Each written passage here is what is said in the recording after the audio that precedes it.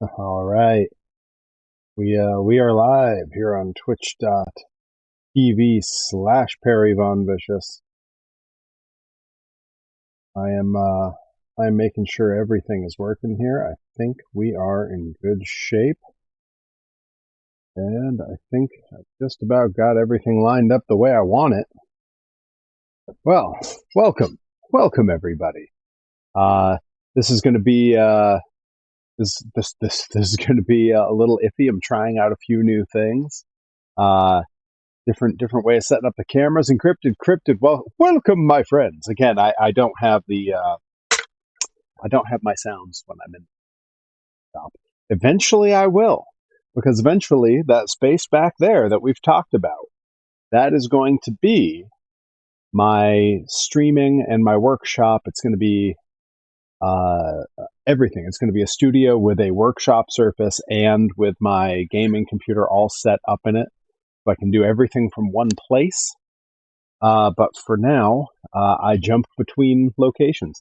So we have things to look at, things to check out, brand new things to show off here on the stream. Adam NX67, welcome. That's right, the stream shop, the one-stop stream shop. Adam NX67's name came up in the chat in like a Pavlovian response. I needed a drink of water because he's always popping the hydrate. My brain just went straight to it. So, we're going to be doing a whole bunch of different stuff here. We're going to be doing some figure painting. I'm going to make sure. I'm not sure if the basement door actually shut or not. So give me one sec to check because I don't want the cats sneaking down here. Okay, I'm good. I'm good. The cats are safe upstairs, nestled in their various sleepy spots. Welcome in, Reed Cooper. Yeah. So the plan tonight is I have some parts here. These are freshly printed parts. I got some flesh colored resin, which is going to save me so much work painting flesh tones. It's also going to look really good as minifigs eventually because it's really got that. Let me get this onto the camera here. It's really got that sort of muscle tone to it. So the hot pink is going to work for now, but eventually I'm going to have some in sort of this tone as well. Me Goblin, welcome in. Just saw a kitten running around the parking lot behind CVS. That kitten's calling to you. You need to take it and keep it. I don't make the rules. Okay. The cat distribution system has spoken. But welcome in. Welcome, my friends. Yeah. Again, for those just arriving, I don't have my cool little soundboard when I'm in the basement. So it's kind of a strip. This is the acoustic set, if you will. So the plan is we're going to paint up this figure. This is a figure. This is the last version of Perry that we did. Custom sculpt, a really nice figure. I'm very pleased with how this turned out. And I'm probably going to end up printing another one of these because I don't have a finished version of this that I've just kept for me.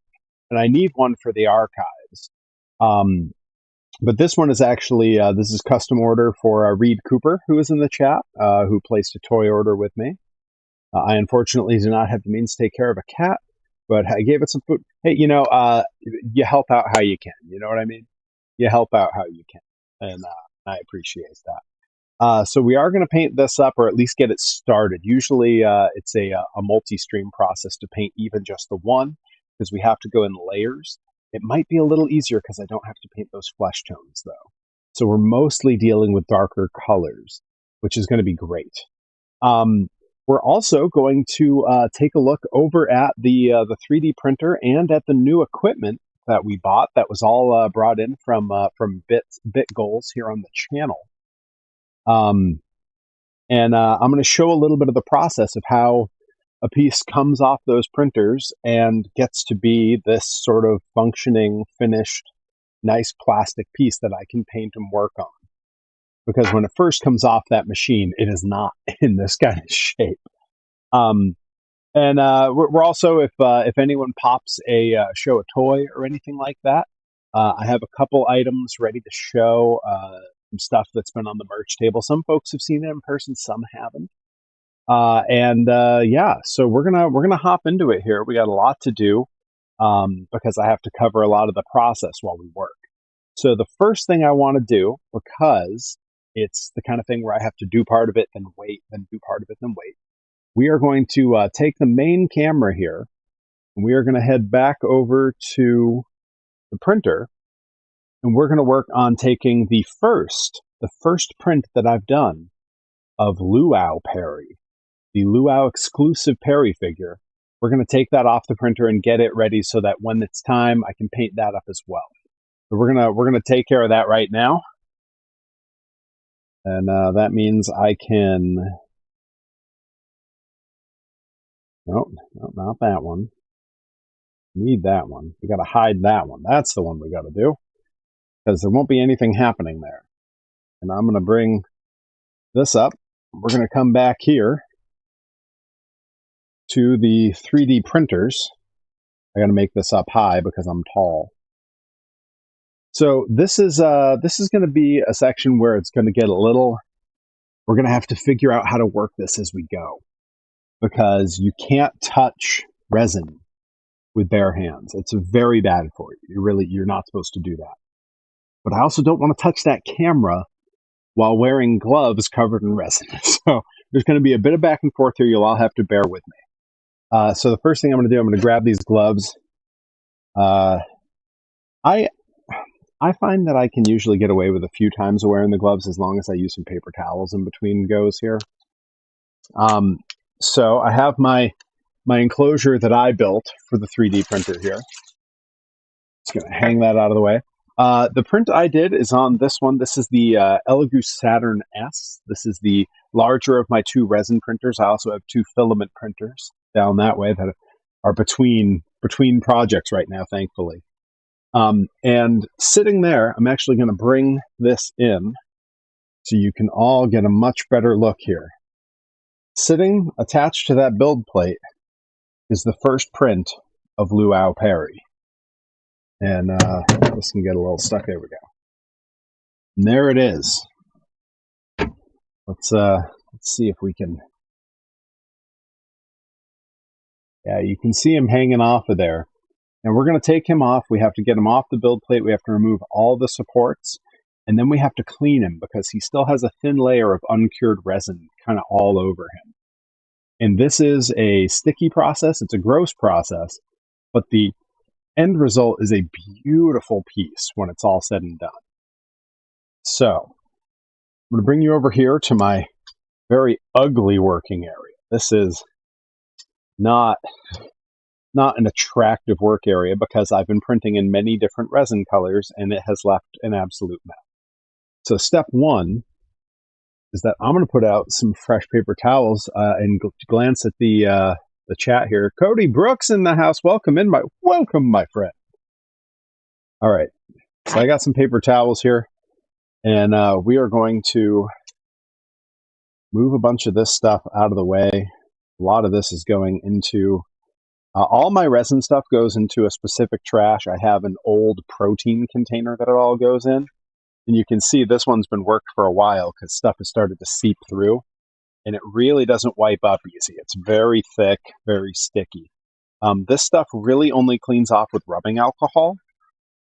Thankfully, this little silicone work surface is a little bit easier to clean up. My wife installed that while I was in Japan because she knows this whole process. She's helped me with large orders before, and she can do all this on her own as well. All right, so this is going to be sort of our working area, and you're going to very quickly see some of the other stuff involved in this because there's a lot. This used to be my curing box. I have a much bigger one now that we bought with those BitGoal dollars. So I'm going to bring you back over here for just a second. And you're going to get to see as we take this off and move it over. And I'll give you a close-up of everything. This just unscrews and the whole build plate comes off, and that's our guy in all his parts, wearing his shorts with his sunglasses. He looks great. This is very promising. I'm thrilled about this. So I can set this here for the moment, just like that. I'm going to get you all set up so you can watch what I'm doing from here. So some people can just pry these off. I find my stuff sticks a little tight. It's because I have my tolerances set very, very snugly. So I use typically you wouldn't use a metal scraper on this, and I don't. I slide this along it using a hammer as a chisel, just in between these pieces. And I go very lightly and I go very slowly because I want to be in control here. So it's just very light,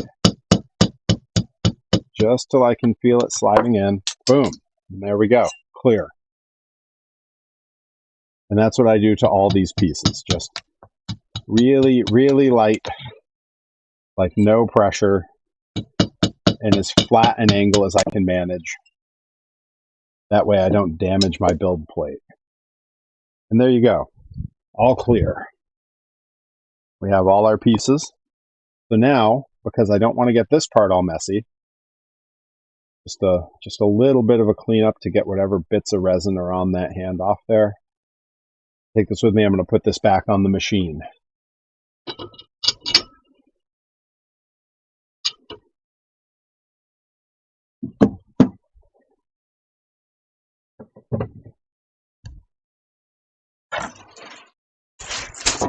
Okay. So now that we're there, my hands are a little bit clean. I can get you all a slightly better view here. All right. So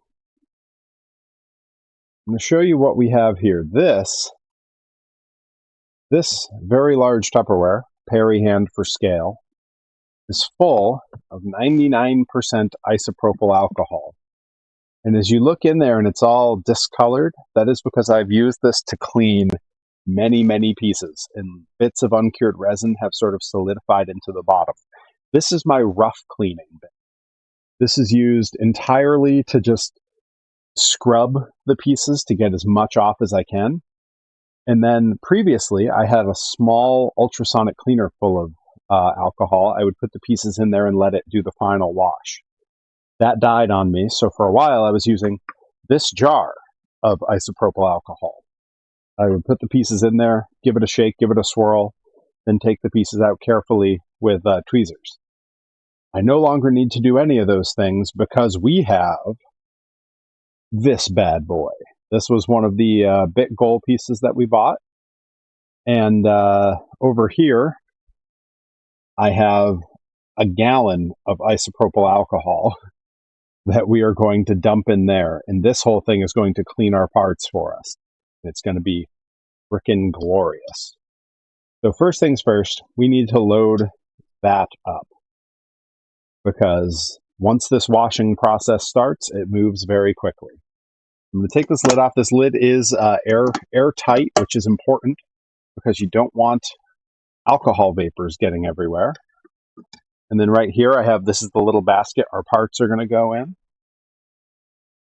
So for now, I have my isopropyl alcohol, and I'm kind of hoping that I don't need to put all these in at once. I think I can probably get away with like 2 of them because I don't have that many parts going in, so it doesn't need to be too full.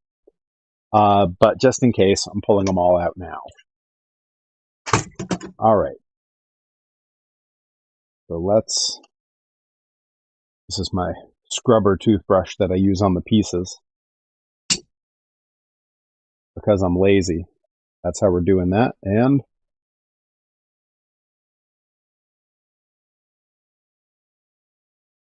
now there's 2 reasons that it's important to have the airtight lid on there. The first is, of course, the vapors. This is a highly flammable fluid.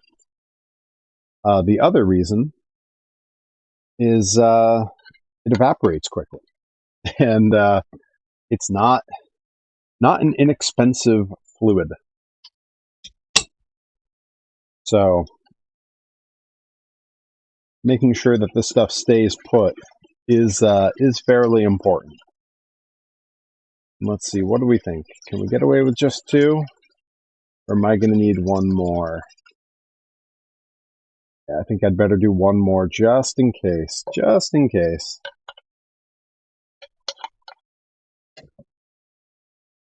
And this alcohol will last me months of toy making, which is good. It does not get terribly dirty too quickly, especially since I use the scrub over in a slightly more dirty vat of alcohol. And once this is too dirty to use here, I'll put it over into the dirty vat and then refill this. So it'll have a second life. Yeah, that's going to be plenty. That's looking good. So I've still got a whole spare here. Love that. That was a concern. All right, taking a quick glance at the chat, make sure I'm not missing anything. Cody Rhodes is, yeah, Cody Rhodes. Cody Brooks is back. Cody Rhodes is back probably too. I'm sure he's always making big returns. All right. But that's not what we're here to talk about. We're talking 3D printing. I'm going to put the lid on that so nothing, actually, you know what? I'm going to leave the lid off because we're going to be putting some parts in a minute. I can take the lid back off when it's time. I'll just set it on snugly for now. So, back over here, you're all going to see the very glamorous process of removing the supports and scrubbing the pieces. I'm trying to get you a good angle where I'm not going to end up splashing stuff all over this phone. I do have, this is an old protein container. I put all of my support material, my spare plastic, gets sort of dumped there. And that's going to be really beneficial to us as we work here, knowing that everything's out of the way. So,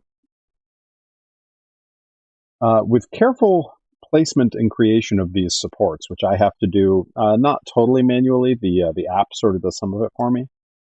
It should just peel right off and leave the piece looking, oh, look at that, so nice. So clean, no sign that there was ever any support material on there at all. I can just drop it right into there. Now I'll do the same thing here. Yeah, these pieces just fall right off because where they actually make contact with the part is a tiny little pinpoint ends. And we end up with this nice clean part when it's all finished. So unlike FDM printing, where you would print the piece upright and the supports are meant to keep to stop gravity from letting the plastic droop during the process, this is printed upside down by dripping or by dropping the whole thing into the resin and curing one level at a time. So all these are doing is connecting this piece enough to the build plate that when it pulls up, it doesn't stick to the light that's curing it. It pulls up away. So by having many little areas that connect rather than one big one, it's enough to get that done. And it does make it so that, oh, you guys can't hear that noise, but it is so satisfying. It's all these little clickety-clickities of it just disconnecting. Oh, that sounds so good. Ah, so satisfying. There are some support pieces inside the joint. I get those out later with a small piece after the whole thing's been cleaned. Same, you'll see there's some supports sort of under the chin here. Those are going to come off when I'm scrubbing with the toothbrush. But little Perry with his sunglasses is looking good. This is promising. All right, and last piece is our new leg sculpt where he's wearing his board shorts. It came out really nice. Looks really good. And boom, just like, come on. That just popped right off. Oh, beautiful. Oh, I'm thrilled about this. It's taken a long time. It's taken a lot of effort. It's a learning process for sure to learn exactly how to place the supports so that they come off easy and they don't try to attach to different parts of the figure. So you'll see me doing this a lot where I'm sort of cleaning the gloves as I work. That is because resin is very slippery when it's uncured. So every little bit of uncured resin is very slippery. And I want to be able to actually hold the piece. So what I do here is I submerge the piece.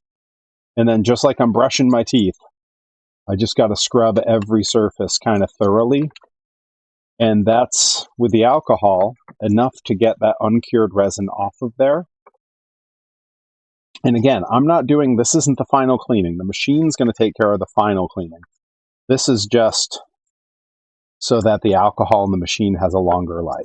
Like, I could just do this with the machine. I don't have to do any by hand cleaning. But I I like I like to make good use of my materials. That includes expendables, things that I know will eventually go on me, like the alcohol.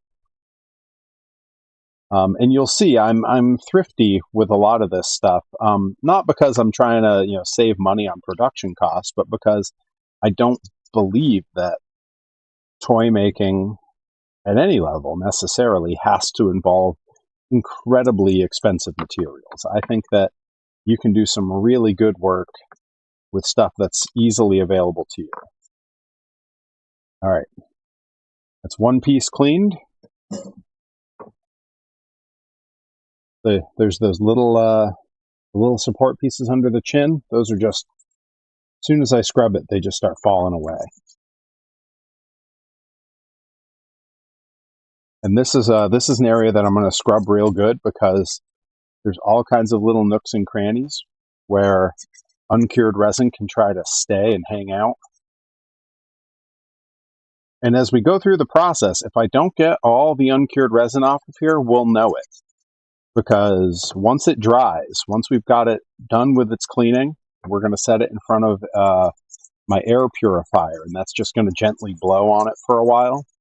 And because it's rubbing alcohol, it evaporates very easily. And if we have any uncured resin, it will be glossy. Whereas any area of cured resin that has been cleaned with the alcohol will be very matte in appearance. There will be no shine whatsoever. These are the things that I've learned over time in this process. All right, that's feeling pretty good. You can already sort of see the sheen is largely gone from the legs as it's just sat there air drying. We are going to give it a final clean in the new machine, though, because I do want that. Now, I always want to be careful when I'm doing the hands, because this hard toothbrush, if I slam it into these fingers, I don't know. I don't know if it's enough to snap them. I've never snapped any, but don't really want to start now. I don't like reprinting parts. If a part comes out really nice, I like for it to make it to the final piece. And again, it's not an issue of like, oh, waste of money or whatever. It's, something comes out nice, I think it deserves to see the finished product. All right, last piece for the cleaning here. As you can see, this process is pretty quick. Like, it's going slow because I'm trying to show it to you all and I'm describing everything. But I mean, really, if it's just me down here and I've got like tunes in my headphones and I'm not explaining everything, I'm just getting to the work. This is, maybe 10 minutes all told, if that. A lot of the work is done by the machines. It's just, part of what you're not seeing is all the time I've spent learning the process and setting up my machines for success, setting up my files so that they behave well with the machine. It's all stuff you have to learn as you go. Thankfully, there's a lot of great resources online, and at this point, I've been doing toy making for a little over 6 years. So I've learned quite a bit. Now, this is also an airtight lid, and that is because I do not want all of that to escape. So I'm going to deglove. I think I've gotten to the point where I can take the gloves off and feel okay about it. So I'm going to do that, and then we're going to readjust the camera, and we're going to take this over to the new cleaning machine and see how it works, because I've never used it. I made sure it turns on, but you guys just saw me put the liquid in it for the first time, so we're going to see how it works. I'm really excited because this is going to make a lot of my prints much cleaner, much nicer, and I've been having to do a lot of this by hand until now. So let's go ahead and raise you guys up here. Knock over all the empty alcohol bottles. Good, perfect. That's what the people came. Let's good angle here. There we go. That's gonna work. All right. Take our lid off. Get this out of the way, and pick our little French fry basket here that conveniently drops down in the machine and completely Ooh, that is nice. Okay, you're all coming with me for a second. Closer look. Completely submerges all the pieces there.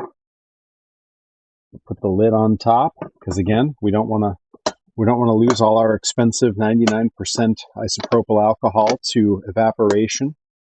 We get it all done. Let's see if it's going to do it. Well, that's a good sign. It's starting up. Let's turn it up. I mean, really, I think 10 minutes is probably plenty here. I'm going to set it for 10. I believe it'll go up to 30. So in there is a little spinny piece that spins underneath this basket. And it's going to make all this alcohol whir around and clean our part for us. There it goes. Yeah! Yes! Look at it go! Oh, this is very exciting.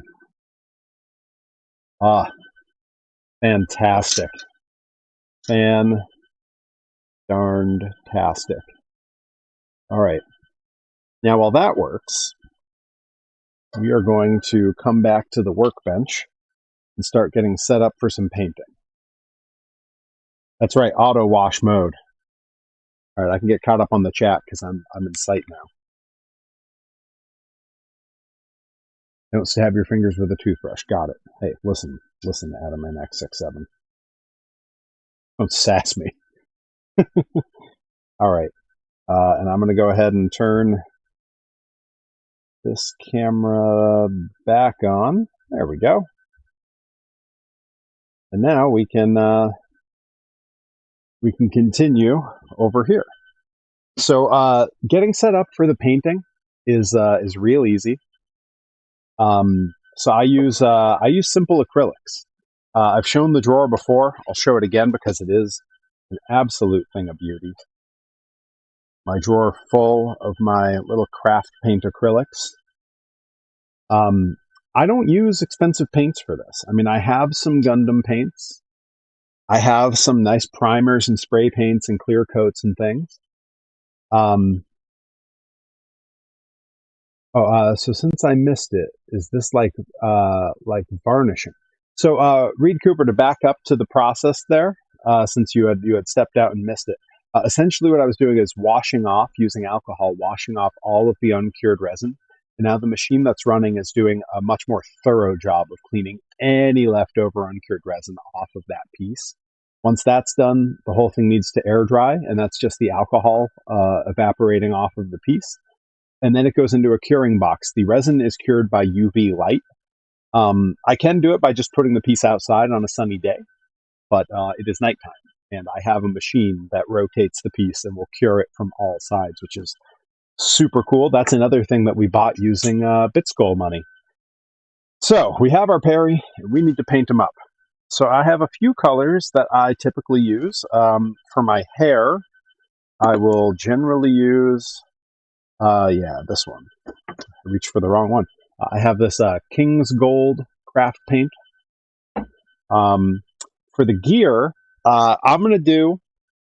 Oh, your set looks like mine. Sadly, never used mine. Wasted art supplies. Ah, no. Hey, not wasted. You still might use them one day. Forgive me. Constantly wiping my nose while we're down here. It's a little chilly in the basement, which is fantastic because it's so warm out. I have a couple different styles that I've painted these figures in. It depends on which of my wrestling gears we're trying to emulate. I have my Carolina Crusher gear that I've done, and then I have my gear that I mostly wore in Japan. And I think we're probably, yeah, I know it's really hot out, but subterranean. The basement holds the cold in. So I think we're going to do the Japan gear. Because that is some of the gear that I like best of mine. And there's a few different ways that I can do that. So I'm going to pull out red. I'm going to find, I think the black I like to use is the big jar over here. Yeah, got the big one, a big thing of black paint. And then for some of the finer points, for some of like the white and all that, I tend to use these Gundam markers that I picked up while I was in Japan for wrestling. I actually think I showed the video where I found these. We watched the vlog of that on the all-day stream. So I'll use the white and sometimes the red from these for some of the finer points. We'll see. I may also just use a really fine brush and work it that way. I also have these. These are foam earplugs, which may seem like a very silly and unnecessary thing. But let me explain what I use them for. This piece is very hard to put a clamp on so that I can set it somewhere to dry. If I lean it back, there's a chance that the hair with wet paint may touch whatever surface it's on. If I lean it forward, the face will touch whatever surface it's on. So I have to be mindful of that. So what I do is I will take 2 of these. You can see they have some overspray from previous use. And I squish the biggest end and I put it into the joint where it connects with the lower half of the figure. And I let it sort of fill out. And as it fills in there, it's going to give us something that we can put a clamp in to let it hang while it dries. Again, you don't really need expensive stuff. Let's see. Good Cooper says, is it a paint marker? Yes, the Gundam markers are paint markers. They're very, very high quality paint markers. They do have a habit sometimes of not playing so nice with the clear coats when I put them on, but I have found ways around that. So there we go. We have this ready so that it can hang. And I have this box here of Dollar Tree clamps, and we will use that to let it hang up to dry. I should at this point point out, I don't have like a big fancy paint rack. What I have is this. I have 2 pieces of wood attached to a bigger piece of wood, and then running between it is a rubber band. And what I like to do with that, I take, again, I prefer very cheap materials here. I take a Dollar Tree clamp, and this is a Christmas ornament hook that I get in a pack of about 300 for 98 cents. And I will attach this here, just like that. And once I've painted the piece, I can bring it over and hang it up to dry, just like that. A nice, simple, cheap solution. And then I do similarly with the legs and the arms. I don't even need the little hook. All I need are the little clamps, because with these, I can just go like this and go around the rubber band and then into the joint, and boom, the legs hang. And then the same thing with the arms. Just go right like that, and everything will hang up to dry. So for now, I just need to put out the right number of clamps so that everything can just sit there. It just needs 1 more. And again, I have a box of these. These come in a pack of 8 for, I guess it's now $1.75 because everything is terrible and the world's on fire. But at Dollar Tree, still, 8 of those for $1.75 is not the worst price in the world. Pretty doable. All right, let's get back down to our working surface here. We can even go a little bit lower, probably. Yeah, there we go. That's looking pretty good. How's this thing working? Oh, it looks so good. Oh, I'm so glad that I have a machine to do my bidding now. All right.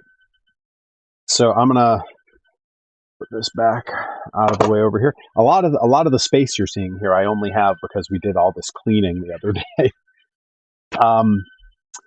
So I keep one of the things that's nice about working with these craft paints is that they are water soluble. So to clean my brushes, all I need is a couple jars of water. I tend to keep 2. I keep a big one and a smaller one. The smaller one I will use for initial cleaning, and then the big one I will set the brush in afterwards to sort of get whatever last bits off, similar to what I do with the alcohol there. That sound you're hearing, that whirring sound, is the machine cleaning the piece in the background. That's what that whirring is. And that will end in 30 seconds. So for now, I have most of what I need out here. I do have a large pile of different brushes here to pick from. You know, I like us to have some variety and a lot of options. So we're going to pick a piece to start with, knowing that I need to paint the lighter colors on this first and then come back and paint the black. You always want to start with light colors first and then the dark. Putting light over dark is very difficult. Mike was picking it up weirdly. Well, it should have stopped now. It should have just stopped. So fingers crossed. And in fact, since it has, before I get too into the painting, let's go ahead and move to the next part of this process. So what I have here, what I can show you, making sure that everything's visible here, I'm actually going to kill this one again. There we go. So what we have here, this is the curing box. That is our cleaner that just finished running. I'm going to pull the pieces out of there in just a second. Move this out of the way. And I have a little rack here. You can see this multi-level rack. And this is an air purifier. So what I'm going to do is take these pieces out. I'm going to set them on this rack. And then I'm going to turn this air purifier on so that it's blowing a gentle breeze over them. That's going to help all that alcohol to evaporate. And also, it doesn't hurt to run an air purifier if you're working with things like UV resins and isopropyl alcohol. So I'm going to open this up just at the edge of your view here. And I'm so excited. Oh, that is awesome. All right, and I'm just going to let whatever's going to drip off. I mean, really, I suppose now I can actually move this rack out of the way and just set this here because it's already in a rack. Boy, that's convenient. I'll use the multi-tiered rack when I have more parts to cure at once, but that can just go right like that. And now I'm going to turn this on. It's going to go on pretty high, but it shouldn't be too noisy. Just a gentle breeze. And that's going to help those parts to dry off. And once they're dry, we can put them in the curing box. In fact, I can turn that down a little. I'm going to come over here in a minute and move the parts around so that different areas get hit with the breeze from this. But this is blowing a pretty good breeze, like directly right at my hand. So this is in a perfect spot. Yeah, that rack, that is nice. I am stoked on that. All right, bringing us back over to our surface here. I will go ahead and turn this cam back on. Here we go. Okay, yeah, good. Sounds like everything's working away in the chat there. All right, so first things first, I'm going to grab a handful of the brushes that I like. I have some favorites. Everyone, when it comes to tools, everybody has favorites. You have stuff that you really like, stuff that you want to really like, and stuff you haven't tried yet. This is a nice fine-tipped brush that I don't mind. So I'll bring that one over. I can usually tell which ones are good by whether or not I've opened them. Because a lot of them still have, like, if I bring the pile over here, you'll see a lot of them still have like the wrapping on them. So let's see. I know I like this one for some things. You know, you sort of get to know the brushes. And definitely, like I say, you end up having favorites. Let's see. This one, probably pretty good. Some of these I'll end up just using for like everything. All right, I think that's good for the moment. Let me see what I left over in that. If any of the really good ones were left behind. This one sometimes is pretty good. Yeah. Every brush has its its strengths and its flaws, and often you have to learn the hard way which ones are good for what. So we are going to start on our painting here. I want to clear a lot of that stuff away. So I think I want to start with the Perry torso here, because I'm going to need to do white first and then put the red over it. I think I can just do the red and then outline it with white. So I'm doing my trunks from Japan that are primarily black and red. And there's some flames in the front. And then across the back, it's sort of just a stripe that they become.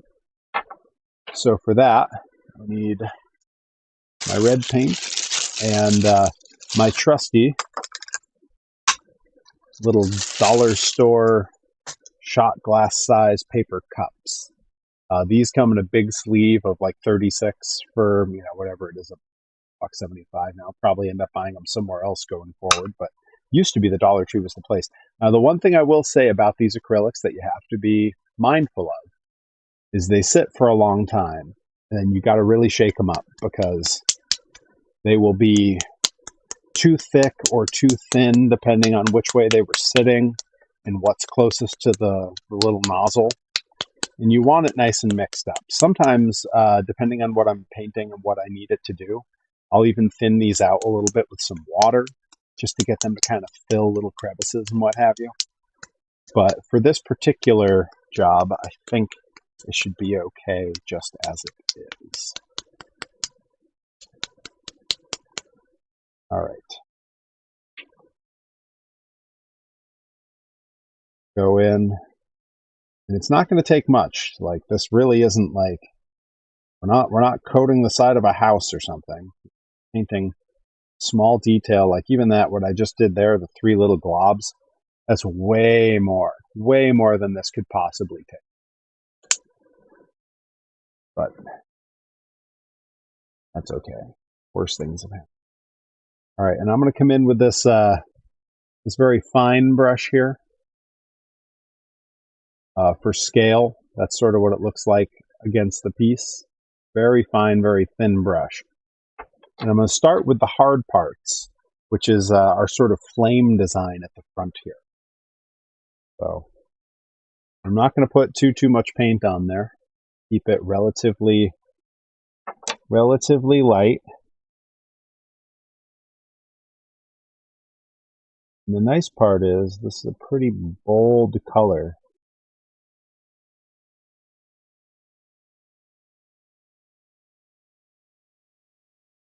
So I know exactly where the paint's going. All right. Off to a very strong start here. Feel good about how this is looking so far. Now I do not have the most still hands, so I'm doing a cheat. If you can tell, this hand is resting on this table, and this hand is also resting on the table. So I'm not up in the air trying to. I'm anchored, carefully anchored, so that it's not that I don't have the chance to mess it up. I have fewer chances to mess it up. Okay. So I feel good about that. I think that looks nice. We can make that with a little more flame-like, but we're going to outline it with white after, so this doesn't even have to be like perfect. Okay. And then I'm going to come over and do the same thing, kind of opposite that.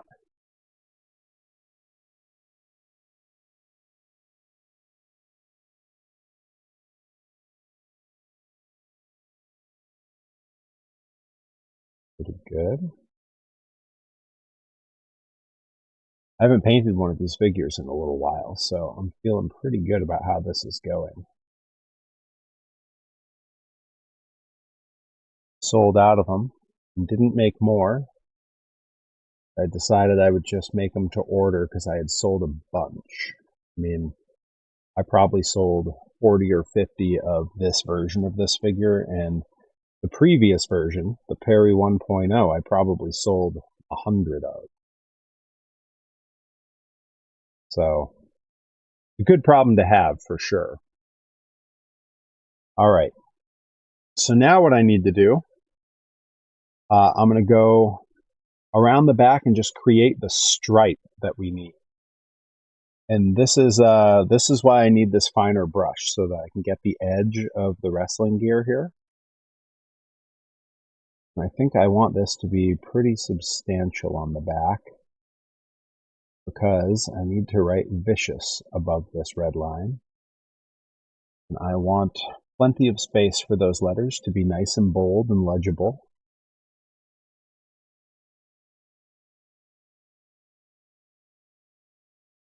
Taking my time just making the outline of where we want this to go.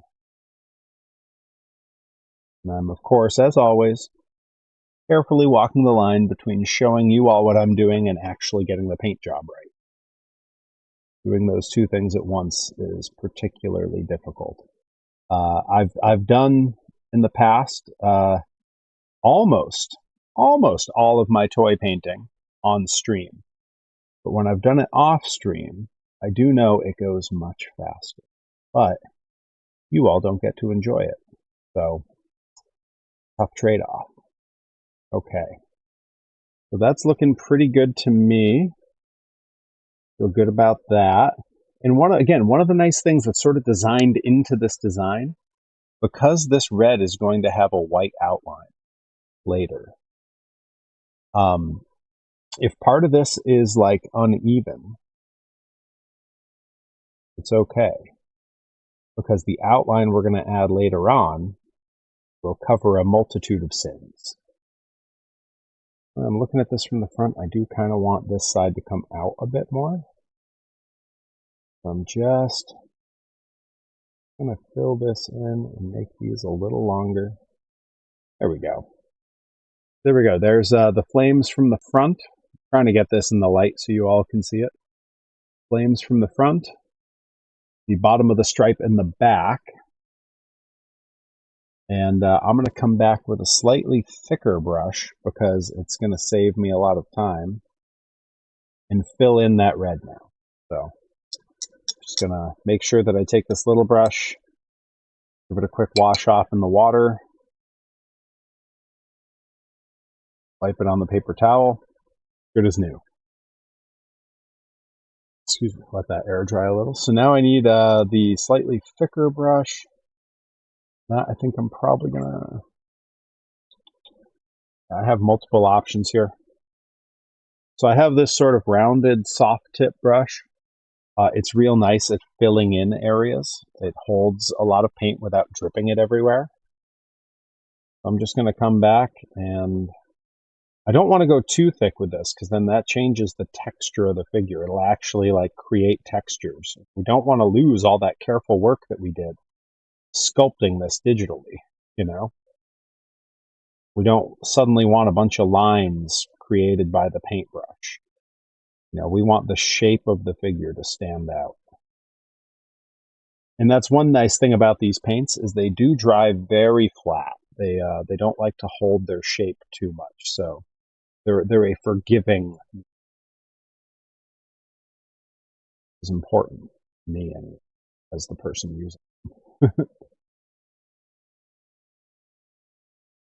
And the other thing that's really nice is if I decide later, if this dries, you know, when it dries is when you can really see the details. If this dries and I decide, oh, you know, I really needed better coverage there, I can see through it a little, I can give it a second coat and it's going to look just fine. So for now, that red, I'm going to let that red dry. Clean this brush a little bit. And then we're going to go check on our piece that's drying behind us from the cleaning, the resin piece.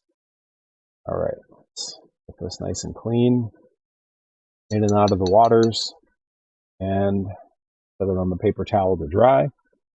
This piece, just in case, because I don't want it to fall over and smear paint everywhere, I am going to hang it up on the rack. So on the other camera, you'll sort of see me do that in the background. And that's also nice because over here there's this cross breeze from this piece. All right, I'm going to bring us over and get us a view here of this stuff. And because I want you to be able to see, I'm going to mute that camera. You know, technologically, this stream is going way smoother than I thought it would. So, you know, shouts out. I was honestly debating whether I was going to do this stream or not because I was just feeling kind of burnt out and tired, but feeling pretty good. All right, so now we got to get a look at these in the light and make sure there's no big shiny spots with a whole bunch of uncured resin still stuck to it. And I think we're looking really nice. God, that is a cool looking Perry sculpt with those sunglasses. That came out really nice. All right, so now is also a really good time. Actually going to bring this camera in so you get a little bit better view here. Now is a really good time for me to look this over and make sure there's no errant pieces of support stuck to it that are going to change the shape or mess with anything. This looks crisp and clean and really nice. So this piece is good. We're gonna start putting these in the curing box in a second. This is not fully dry yet. There's a little bit of alcohol left on there, just where it wasn't pointed. So I'm just going to set that back in front of the air for a second. Let's get a look at this one. This is looking really good. Now see right here. See if we can get the camera to focus on that. Oh, maybe it will, maybe it won't. Looks like we're out of, okay, yeah, back here it will. Right here, there's a little nubbin, and that is from the support material, but it should just, yeah, it's just going to scrape off with my thumbnail. I don't even need to grab the X-Acto blade. Gone. Really nice. One of the really nice things about working with resin pieces. And then with this guy, I know everything's nice and clean on him, except inside this joint, there is some support material. And I have something for that. I have a collection of different tweezers.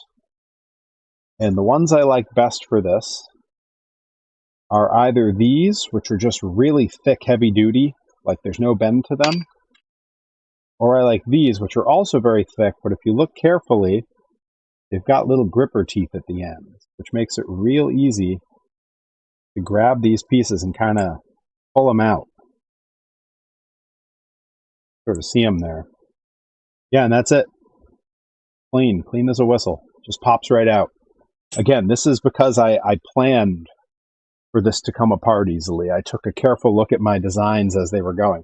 All right, we're going to get you a different view now because these parts are going to go into the brand new curing box. Oh, this thing is so sick. Let's get you a slightly angled down view. So what this is, what this piece does, Johnny Torres, welcome. Welcome on in. Yes, we've been cleaning things. Nicka Beans, welcome in. Welcome, my friends. Yeah, this whole cleaning process with this new machine was fantastic. You'll have to watch the video on demand. Watch it when it goes up on YouTube. Incredible process. But now we're using the brand new curing box. This thing is so slick. It has 2 UV lights. It has a 3rd UV light underneath this transparent turntable.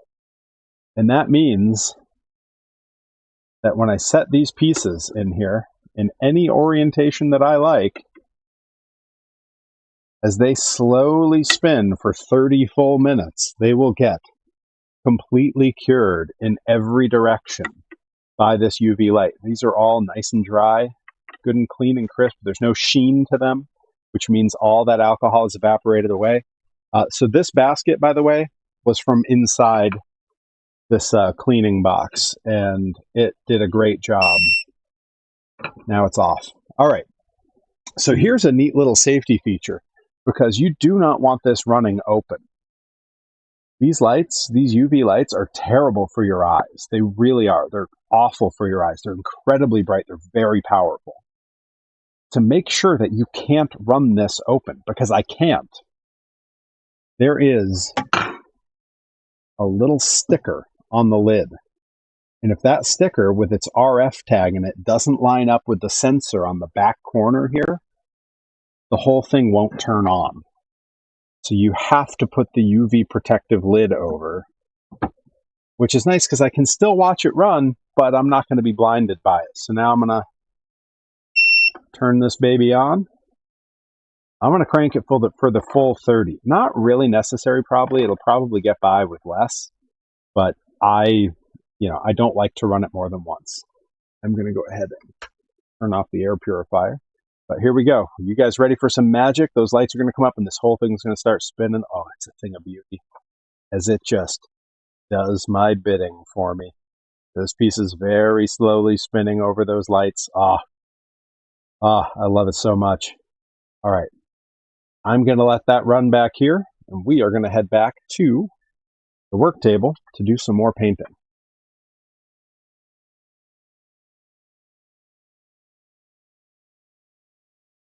Legit jealous of this setup. Looks so sick. Yeah, so I mean, honestly, I should say it again. I know I've said it a little bit, but I'm going to say it again.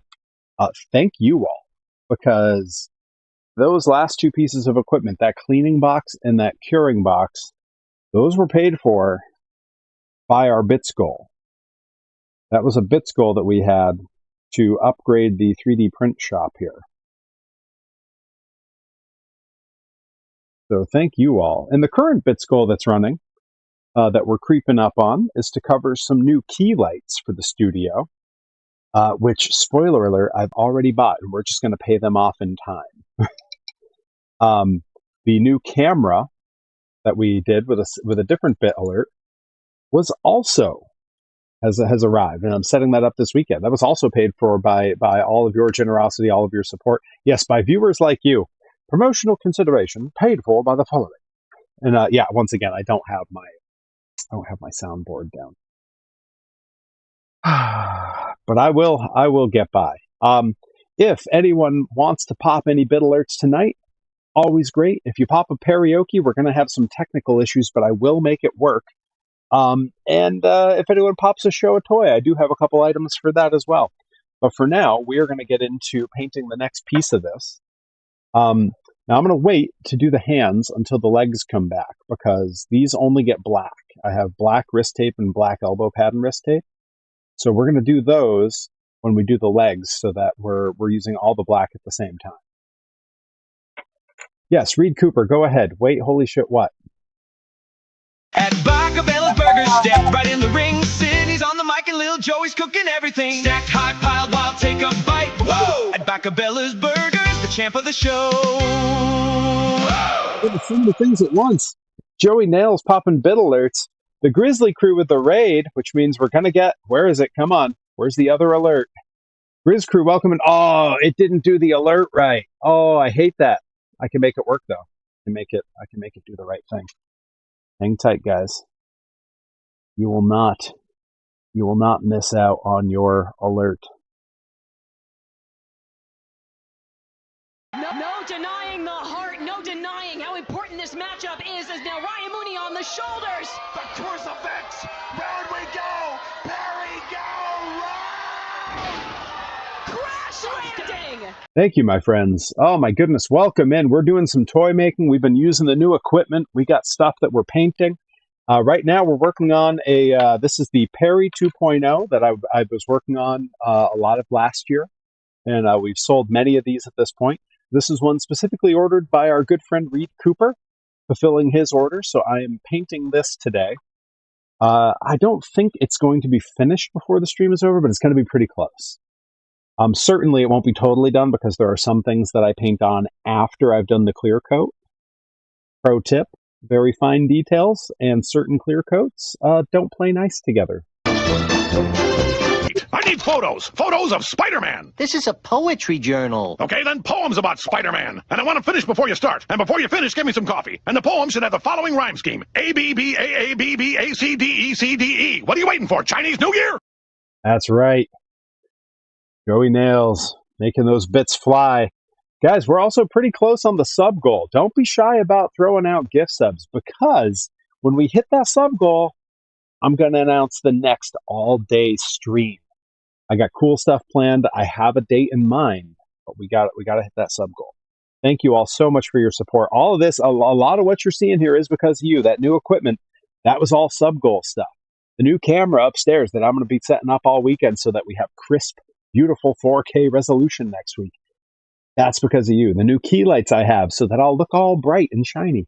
That's because of all of you. So thank you all so much. All right. We're going to work on this next. This is the head, and the only parts that I'm going to be painting today on here, because I find that the eyes, the small detail of the eyes, are better to do after the clear coat. We're going to do the hair and the beard, which is a little bit time consuming and a little bit wonky. I am going to actually swap the camera over to the other side here. Sorry to anyone with vertigo, but the light is better on this side for you to all see what's happening. And that's important because this is after all a show. Welcome to the show.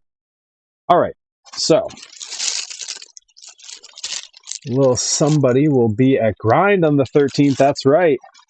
Mr. Joey Nails is coming to Grind on June 13th. Grab your tickets now. I will probably be there. As of yet, I'm not wrestling, so we'll see.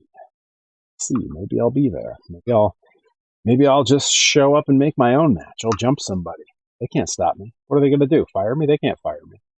Don't tell them they can fire me. They might. All right, so I have this color. You'll notice that I don't do a ton of mixing. Tomorrow's the Grizzly Kid's birthday. Hey, everybody, if you don't follow the Grizz crew over on Grizzly Kid 4, if you don't follow them, you should. They do a bunch of cool charity work. They're great dudes. They're huge supporters of Blitzkrieg Pro, big sponsors over there. So shout them out with some happy birthday action. Who knows? Maybe Joey Nails will pop up karaoke for your birthday.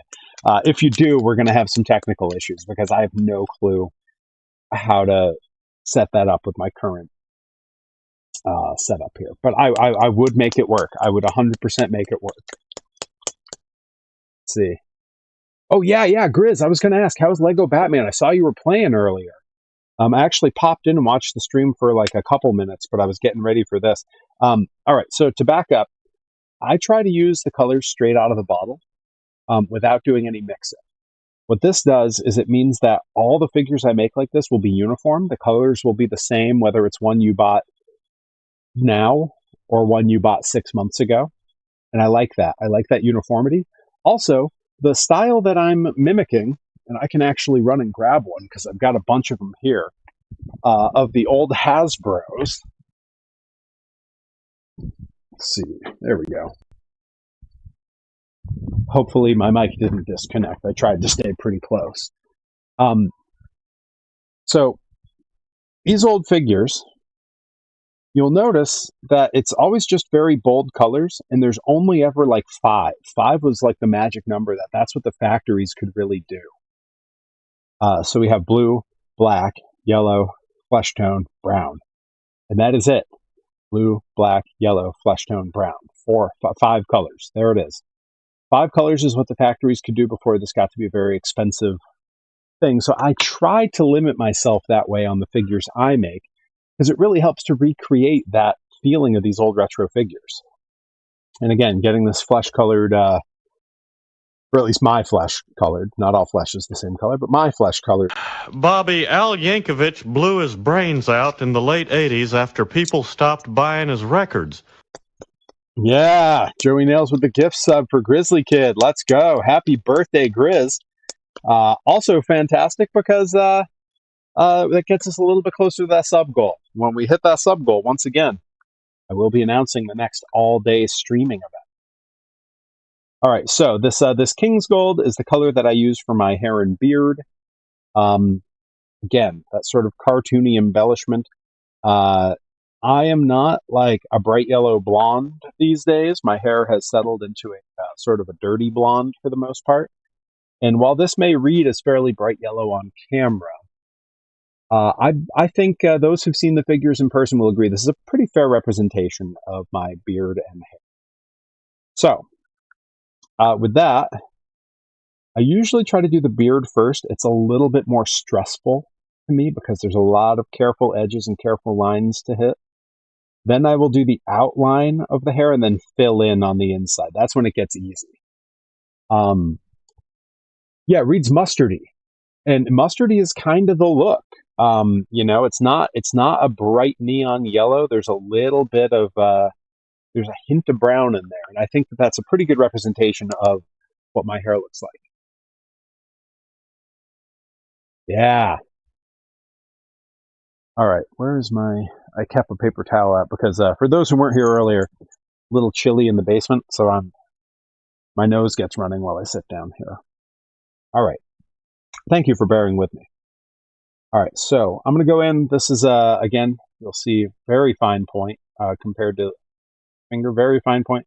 I'm going to use this to sort of get the facial hair in the edges here, and then I will come back with a thicker brush to get the interior of the color. So let's see. Let's see how this paint wants to play today. And again, I mentioned earlier, I don't have the steadiest hands, so I cheat. Thank you. Did the grind command work? Yeah, Joey nails. Nicely done. I will rest one hand on the table and the other hand on the table and then often make contact with the piece so that I am much more in control. How's this reading on camera? We can all see what's happening? Fantastic. All right.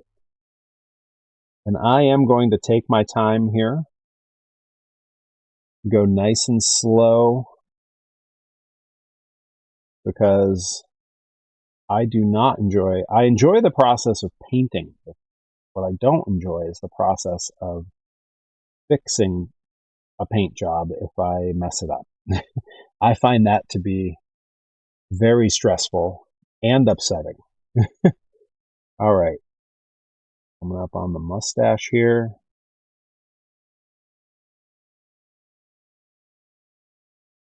Good. It's possible I may have a better brush for this, but for now I'm going to stick with this one and see how we get on. Yeah, set this one into the water for a second. I do think I have a better brush than that. I have a slightly shorter, finer point one somewhere in here, and that's what I need. I need a very short, fine point brush. Yeah, oh God, that might be too small. But we're going to try it. And if that's not the one, this will be the one. There's a couple. So for a long time, I only used brushes from the dollar store, and they do work pretty well. The only downside is, they are sort of cheap brushes. Like, let's be real. They are not the highest quality paint brushes. Let's see, this is actually going to be very similar to the one I just set down. So I'm going to set that here. Maybe we'll come back to it. This one, though, this one is itty bitty, and I'm going to have a lot of control on this. Like, that is microscopic. So let's go ahead and some paint down there and start doing some damage.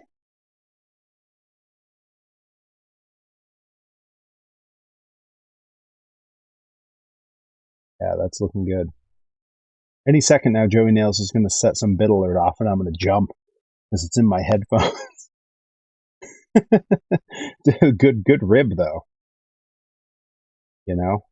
Sitting here and all of a sudden J. Jonah Jameson's shouting at me while I'm trying to paint miniatures. Why did I put those in there? I should just turn the alerts off when I'm doing this, but they're fun.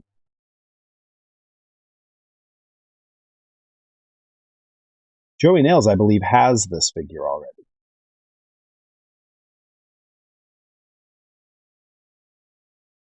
All right, yeah, this is working really well. This gives me a ton of control. It's slow going because this brush only holds so much paint because it's very small.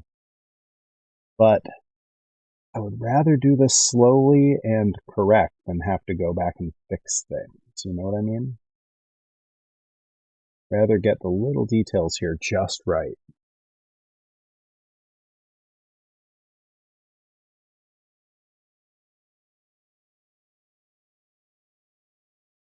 Nickabeans, I did not hear any complaints about your work ringing the bell last time, so I would imagine when you are present, they would be more than happy for you to continue doing it. And let's be real, it's very rare that you are not present at a pro wrestling grind. You are essentially staff at this point, I believe. So, welcome aboard and nice work.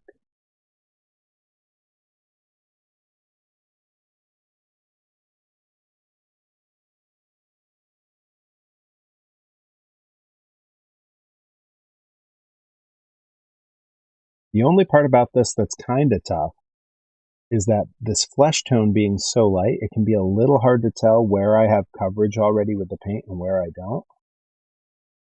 So I am going very slowly. You can always add more paint later. Taking it away is very difficult, very difficult.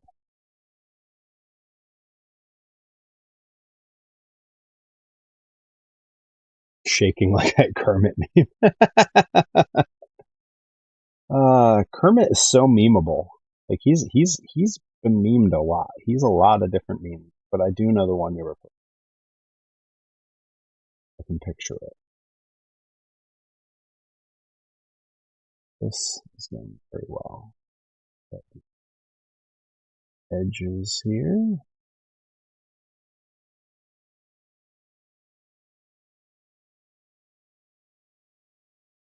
And I will say, one of the things I've really enjoyed about taking on toy making, in addition to just like. But in this business of show, you have to have the heart of an angel and the hide of an elephant. But you've never actually had an audition. Well, excuse me. Excuse me.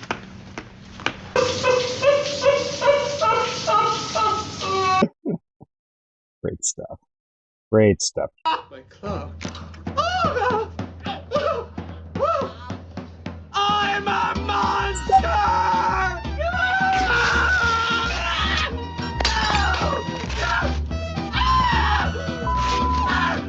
I think the stream was getting a little too serene for Joey Nails.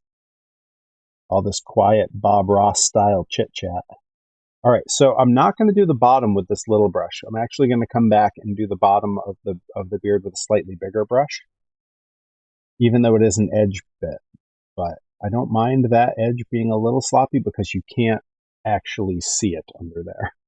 So doing it with the little brush just takes a long time for no real good reason. All right, now I'm going to get the edges of the hair all the way around. This sculpt is one that shows you just how self-aware I am and how not above my own appearances I am, because I did in fact sculpt my widow's peak into the hairline. So, I could have tried to be like, no, give me a head with hair, long, beautiful hair. But instead, I wanted the character to look like I look.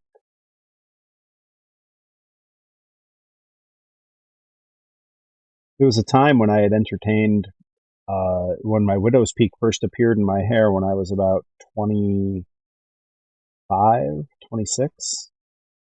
There was a time when I entertained starting to use Victoria's widow's peak finish as like a joking nod to my hairline. Ultimately, I decided, I was a heel at the time and decided it was a lot funnier if I don't laugh at it myself, if I get mad when fans mention it, and they mentioned it. Now that I'm a good guy, the fans leave me alone about it. So, and it hasn't moved since I was 25 or 26. It's been the same hairline since then. So, not so bad. My Gen Z brain needs constant stimulation. Hey, man, that's all right. That's all right. And I don't mind it. I like those alerts. I put them all in there on purpose.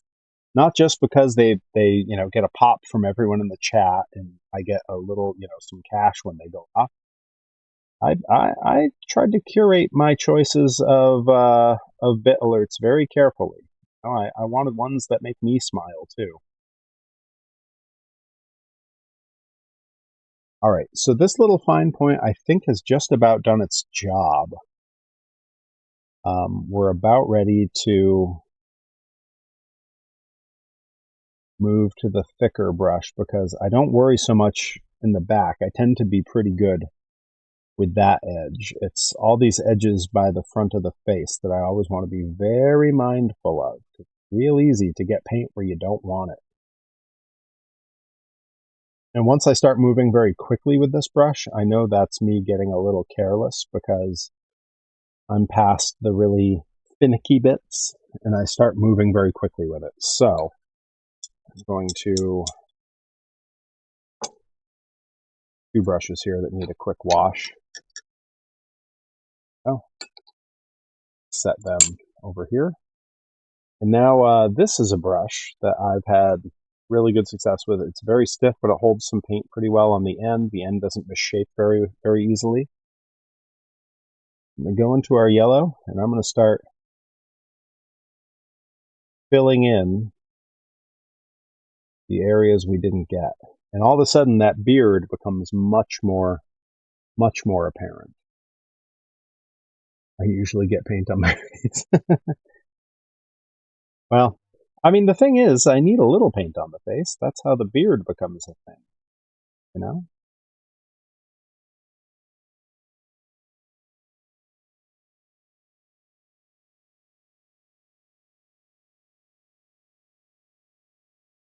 When the time comes, Nika Beans has a unpainted version of this figure, unpainted and unassembled, that she is doing some special custom work with. And I'm very excited to see how that turns out. Mostly because I know how I do them, but I've never seen someone else's interpretation of it. I think that that's so cool. And there were a lot of different ideas sort of thought through. She had a bunch of different ideas for it, you know, ways to make it a special version of Perry. And I like that it's not just, oh, here's like a very gussied up version of Wrestler Perry. We've talked about what it's going to become, and it's actually a whole different thing all its own. And I really like that. I think that's very cool. Like I've talked for a while about how Usagi Yojimbo, most famously from the Ninja Turtles, but very famous from his own line of comics and cartoons, the creation of Stan Sakai. He had a figure in the Ninja Turtles Playmates line, and like so many characters, he got a second version of it. There was Usagi Yojimbo, and then they made Space Usagi. Space Usagi never appeared in the cartoon. It was just a way to make another toy to sell. And generally, when I collect my toys, and I do have a lot of the turtle toys, I tend to want the canonical version of the toy. Day Without Darkness, welcome in. Yes, Space Usagi was in the comics, but not till years after that Playmates toy was made. And the Space Usagi comics are fantastic. They are fantastic, and the art in them is wonderful. But originally, it was just a toy to sell more toys, which I love. I love that in the 80s. But paradoxically, I do not collect the weird versions of figures. I like the canonical version. I like the one where you go, yeah, that is Donatello. That is the Shredder.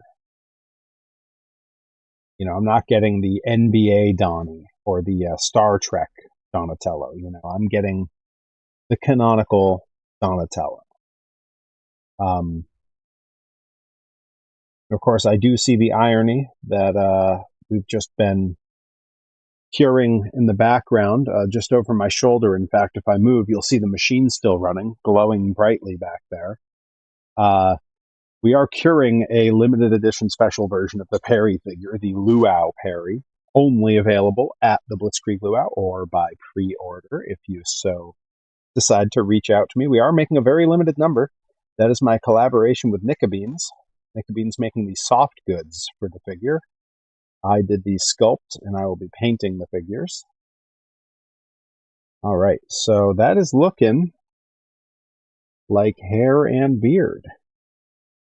I always do a careful glance over to make sure. This paint does dry pretty quick, which is nice. When it dries, it's very matte. It's very flat colored. So once it's done, I can see pretty easily if I've missed any areas. I don't think that I think I have really solid coverage here. All right, the water. This is going to go get hung up on the drying rack so that it can dry, as the name would imply.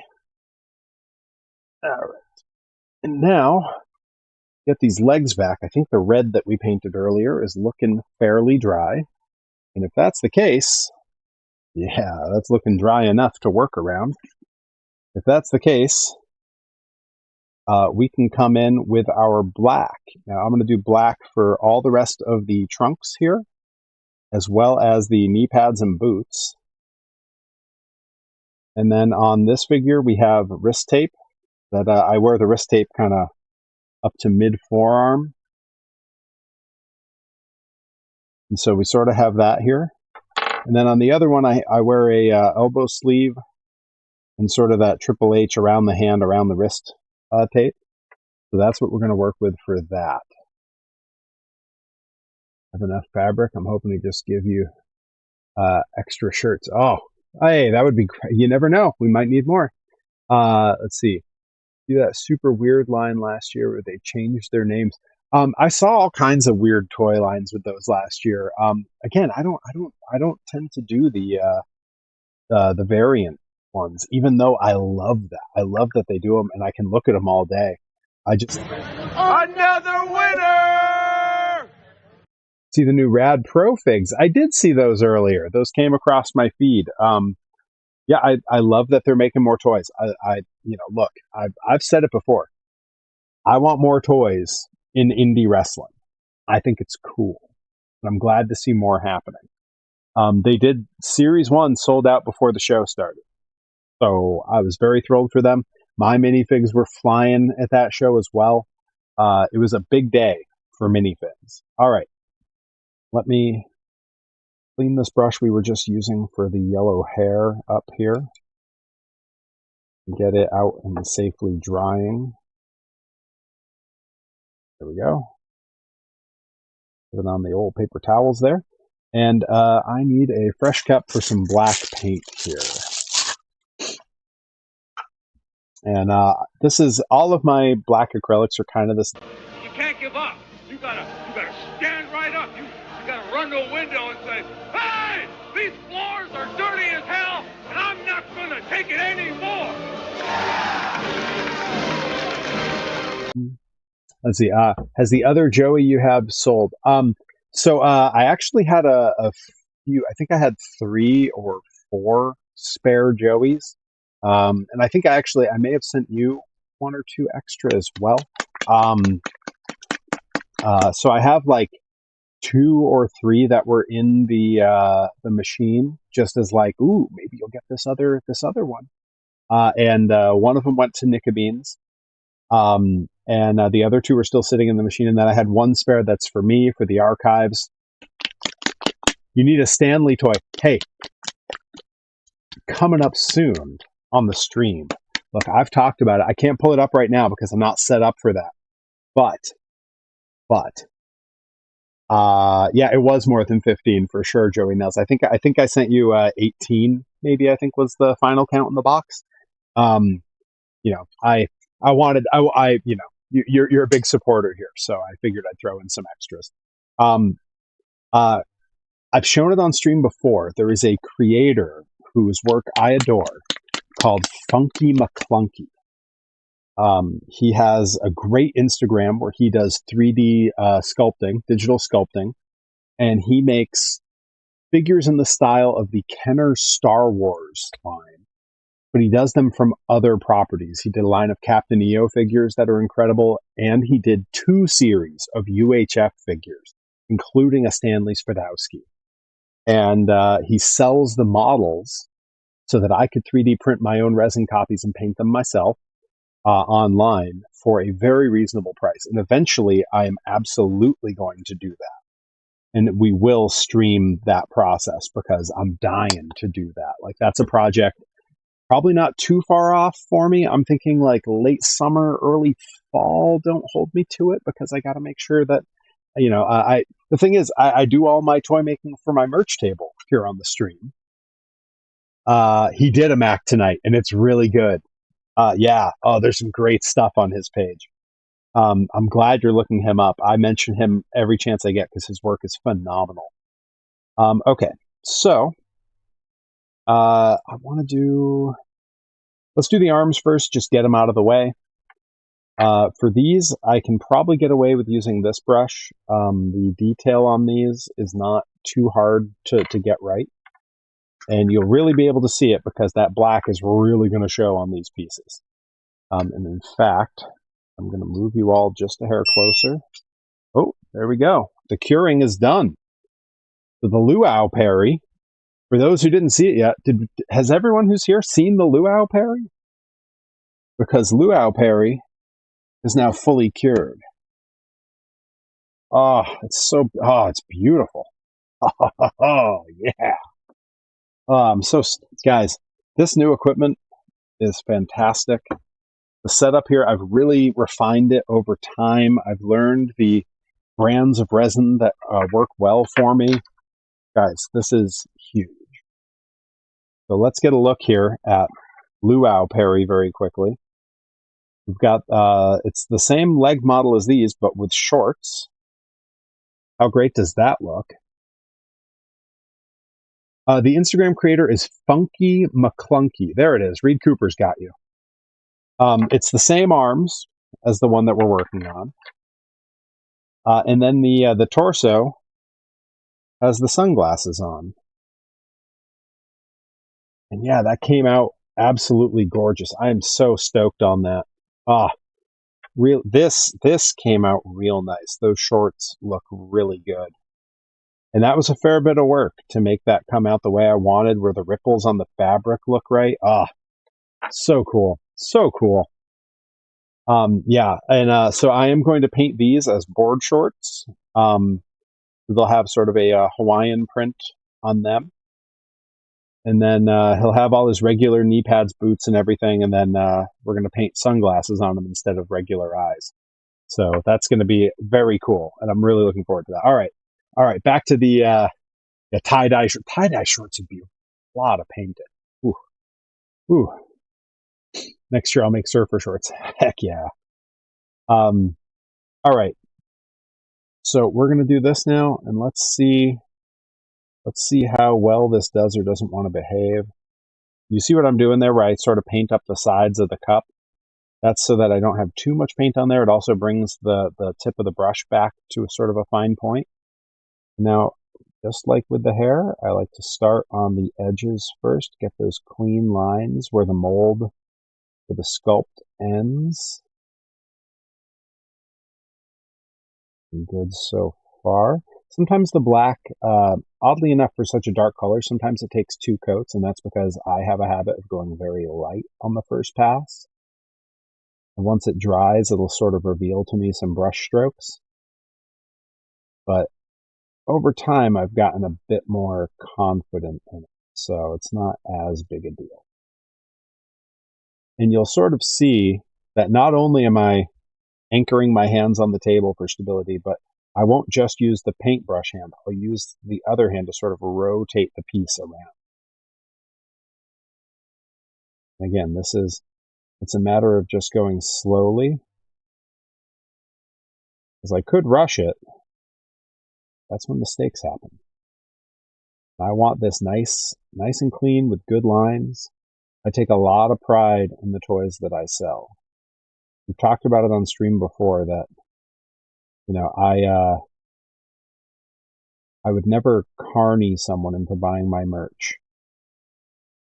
And while we have Bacabella Jr. here, I will say that's not what Sydney does either. Sydney acts like he's carnying fans into buying his stuff by shouting at them. They are largely paying for the experience of that interaction. And there you go. Boom. Wrist tape. Painted. Nice and clean. Nice clean lines. All right, I'm going to hang this piece up. You'll see it in the little camera in the corner as I do it.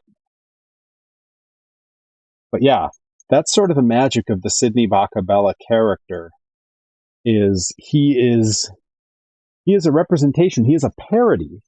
He is a caricature of the old style wrestling. Another winner! That's right, another winner.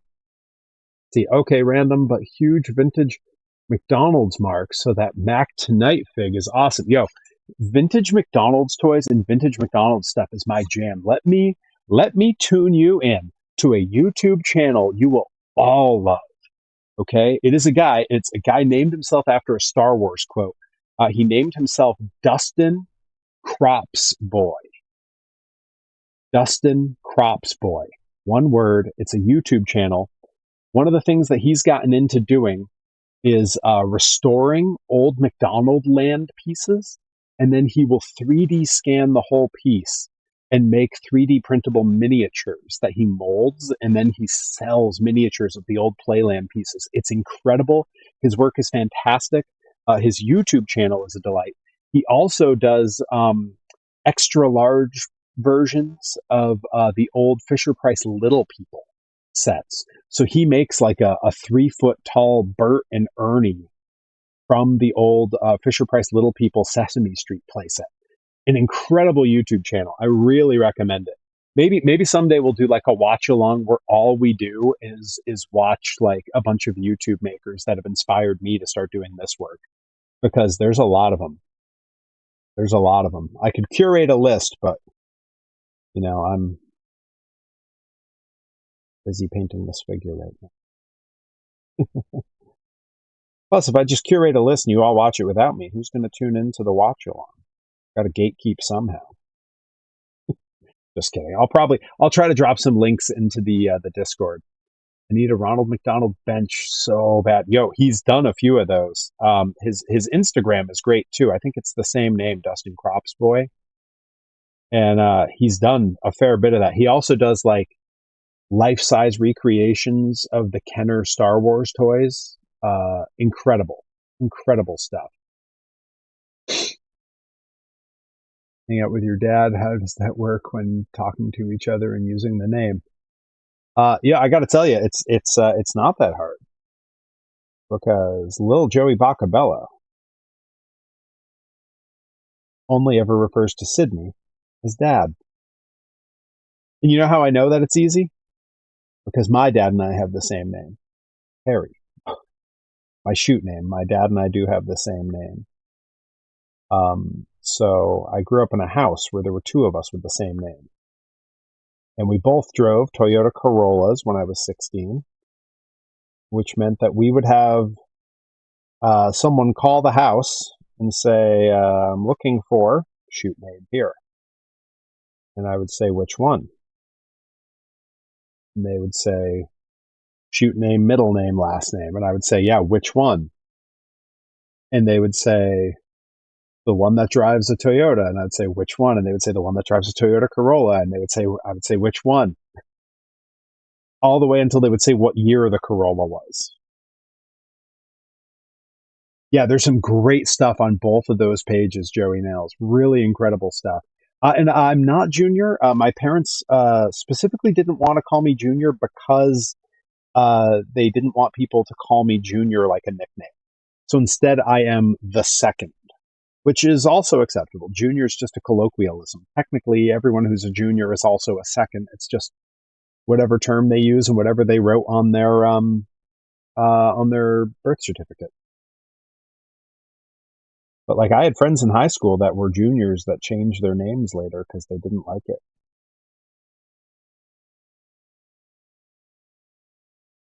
Fun story. Here's a great story. If you want to know my mom's sense of humor and my dad's sense of humor, which is a lot of where I come from. A lot of what I know in the world is built around humor and making others laugh. When my mom was pregnant with me, I'm the firstborn. My mom was pregnant with me. My dad was traveling a fair bit for work. Was often unreachable when he would be working because he worked with large machines and would be on shop floors.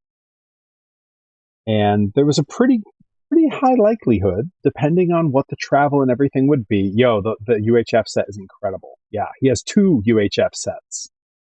But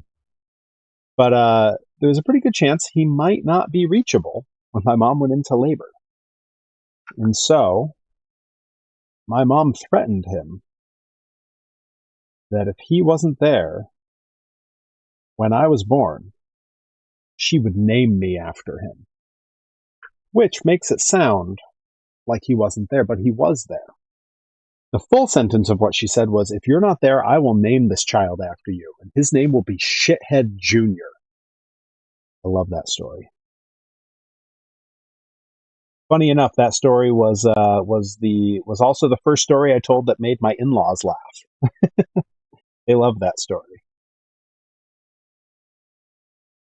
All right, we're getting the hand wrap now. Nice clean lines here. This is a brush that I always use for this piece because it's almost the exact width of the sculpt that I did for the tape. So I don't have to be too careful. It kind of just follows the line.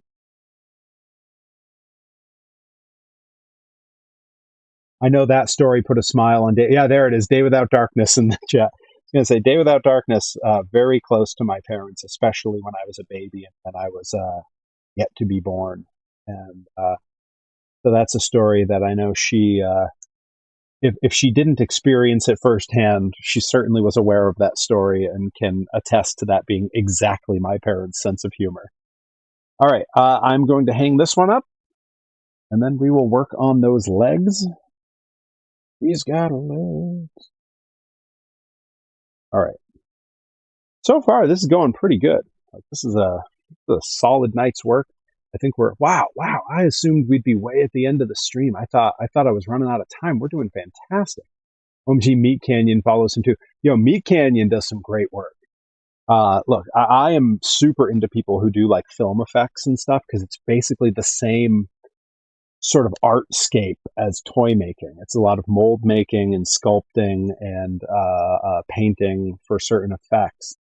And Meat Canyon does some incredible work. His crossover work with Mega 64 was fantastic. There's a great episode where he is a guest on the Mega 64 podcast, and you learn a lot about what he does.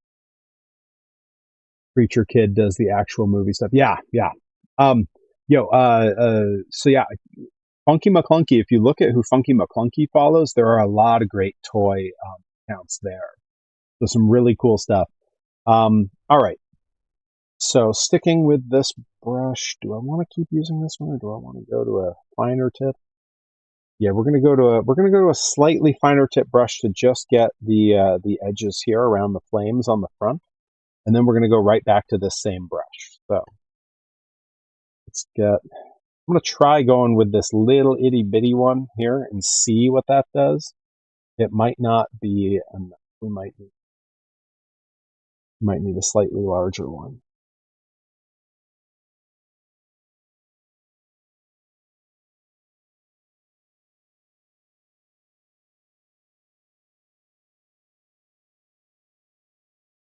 Yeah, one of the downsides to this little bitty brush, while it does do some very fine point work, it also does not hold a ton of paint. So I'm kind of frequently having to take it away and put more paint on it. So, there's trade-offs to every type of brush that you pick up. All right. Get the edge of the trunks here, the panty line, if you will. I don't like to use. Tomorrow morning, Spider-Man, page 1 with a decent picture this time. Move Conway to page 7. There's a problem with page 7. I make it page 8 and give him 10% off. Okay. I make it 5%. That can't be done. Get out of here! Problem is, we don't have a decent picture. Eddie's been on it for weeks. We can barely get a glimpse of him. Oh, what is he, shy? If we can get a picture of Julia Roberts in a thong, we can certainly get a picture of this weirdo. Put an ad on the front page. Cash money for a picture of Spider-Man. He doesn't want to be famous, and I'll make him infamous. Yeah, this is coming along well. And once we get that new studio built and that new camera I have upstairs is what I'm using for this stuff, the focus on the small parts is going to be really nice. Right now I'm kind of just making do, but have no complaints. Right now I'm using, literally using my iPhone as my extra camera, and I think it is doing a fine job. Really acquitting itself well. I have used different webcams for this in the past, but one of them was a lender from work that I have since returned. Whether I had their permission or not is questionable, but they know what they didn't know was borrowed was not a problem because it only gets used 2 hours a week during one meeting. So I would have it back in time and no one cared. No one noticed. All right, that's looking good. Yeah, real nice. So this what appears to be a bit of a mess that I've done here is actually really nice. We're just doing some line work here. And every little blob you see me leaving in here, that's me getting excess paint off of the brush. Too much paint leads to drips, and drips leads to tears. See what's going on in the chat. Oh, do you have any vintage McDonald's items? Gosh, that's a good question. I do have, so I have toys that were McDonald's toys. They are, toys from like Happy Meals. None of them are like the McDonald's branded. They're not like, Ronald and the crew. If you remember the show The Dinosaurs, starring the Sinclair family of dinosaurs, with the tiny little baby dinosaur that would scream, "Not the mama." I do have the entire series of those from McDonald's, which were a fantastic, cool little series of toys that all have little like actions that they perform, and they all still work. Yeah, I have a 30-year-old McDonald's burger. Is that vintage enough? Yeah, they were McDonald's. If you have the ones with the little squeeze thing, so that they do motion, I actually have them down here, and I can show them in a little. Tell you what, that'll be the last thing we do before we end the stream. Just for Joey Nails, we'll show the one notable. I know it's from McDonald's toy. One McDonald's toy I have that's on my list. I've shown off some of my Play School Little People stuff before, and so it's Play School Familiar Places is the line, and Fisher Price Little People. They both sort of go together. There are two toy lines I really like. I have an amazing Holiday Inn Play School Familiar Places playset. It's beautiful. To go with it, the same series did a McDonald's. There is a McDonald's from that series that is very 1950s McDonald's. And that is on my list of like, eventually I'm going to get it. So I do have a couple McDonald's dream pieces.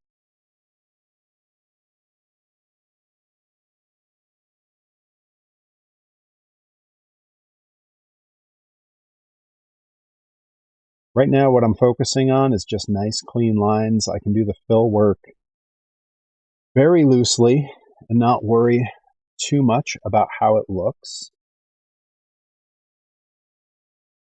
And one thing that's nice is a lot of the sculpting lines here, the brush will follow them. So I don't have to worry too much.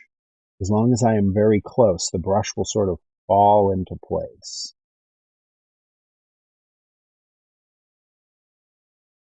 It's looking great. All right.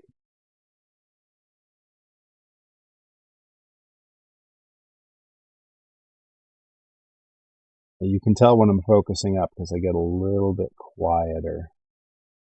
Yeah. Yeah, all right. Feeling good about how this has gone. Usually I would switch to a bigger brush to fill in. I may just finish with the little one because there's still a little space left to fill here. There we go.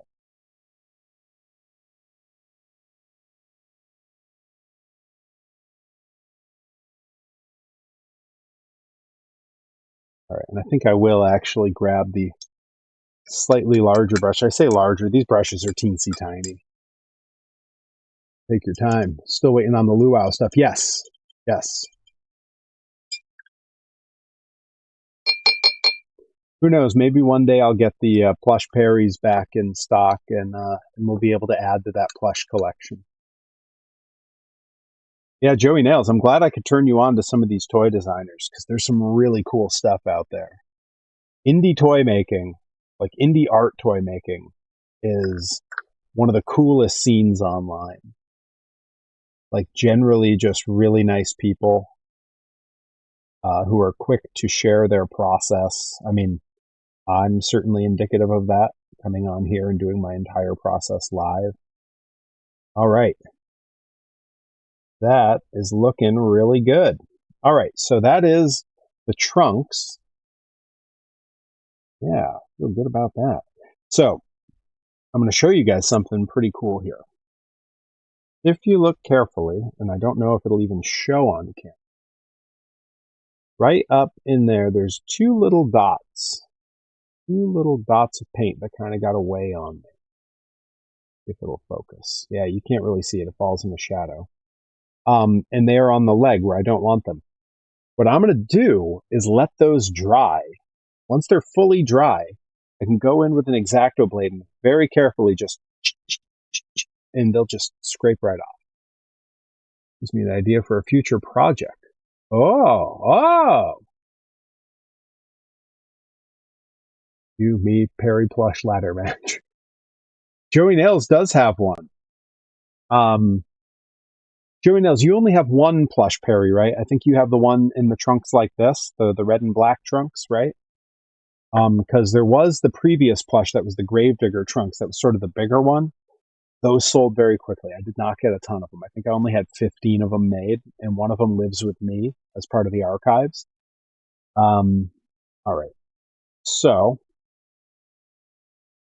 continuing on before I allow myself to get distracted. I'm going to get these knee pads done. They're very simple. It's just two careful lines. Sometimes I will do white in between these for the socks that I often wear, but I also don't always wear socks. So this time I'm going to go no socks. So there will be sort of a fleshy in-between area between the knee pad and the boot. And I think that shows a nice sort of distinction between the boots and knee pad. Hulk Hogan slamming Buddy, gonna politic to win. Yeah, that doesn't work for me, brother. All right. Keeping this paint nice and close. And I think I probably have enough on here to give some initial, yeah. So with this, all I do is I just go really slow, and I sort of let where the brush falls dictate what happens. If I pull the brush slowly, it will sort of, the bristles spread over the area that I want to cover. And that's really nice. That means fewer passes. And if I go slowly, far less likely to get paint where I don't want it. All right, once again, I'm just going to sharpen my point here. Look at that. Like the way that that just comes together there. And then I'll come back. Very carefully get our edge there. Nice, nice. In here. It's always easier to go in with too little paint than too much. If you do too much, you get drips, and then everything gets away from you. You want to be chasing paint. You want the paint to bend to your will, not the other way around.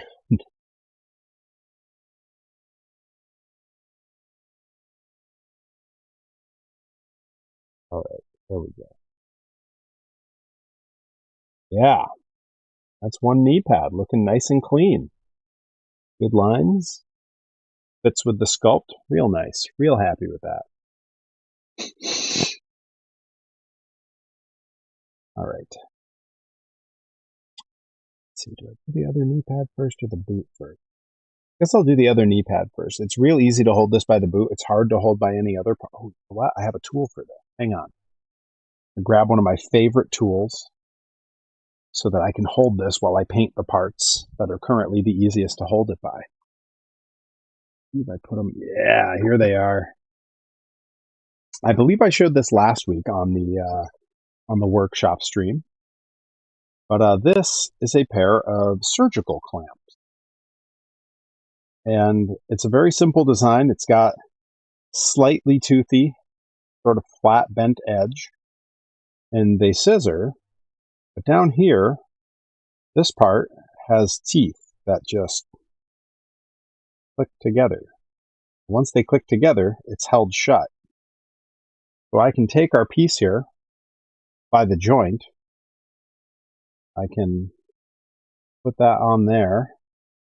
And then if I click this together, even just by one, it's now held on there nice and firm. And I'm free to touch where I need to. And then when I need to hang this up to dry, I'll just hang it by the clamps. Really a great tool, and something I paid I think 50 cents for at a flea market. All right. Cross that knee pad. Again, I'm just going gently and slowly, bit by bit.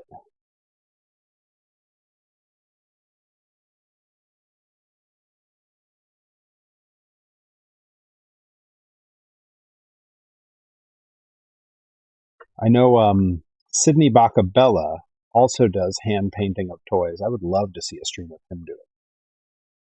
I would imagine probably full of a lot more profanity than streams.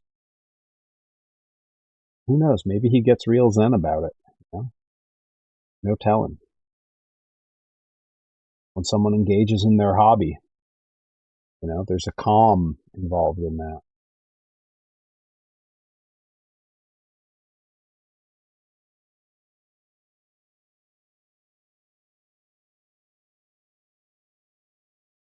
Okay, looking good.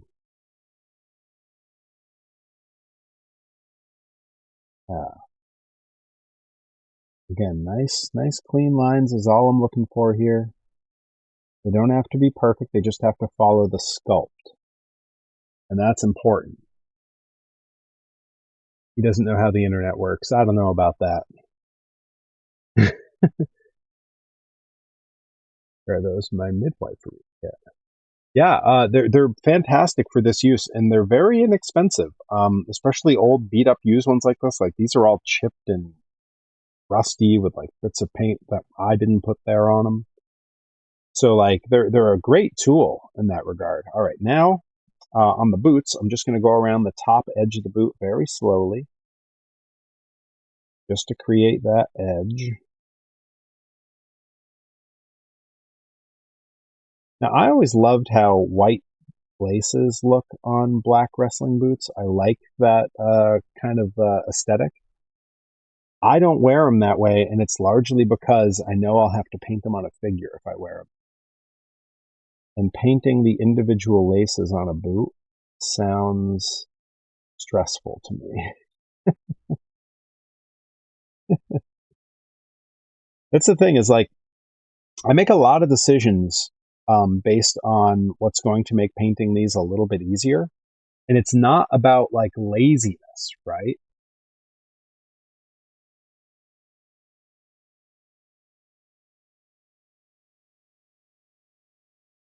It's not about laziness. It's about enjoying the process. I don't want to make the process something I'm going to hate, because when the time comes where I don't like doing this, I will be far less likely to do it at all. You know what I mean?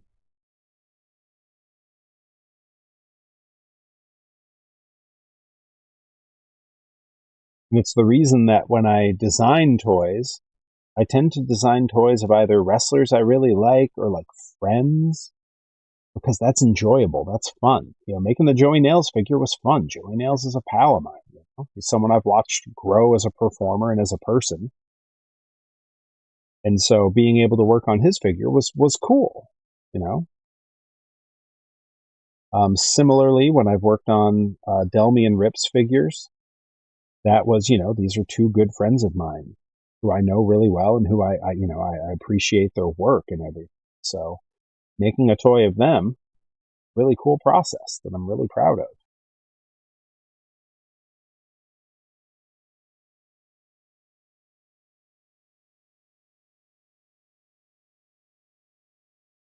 All right, these legs are coming right along. Look at that.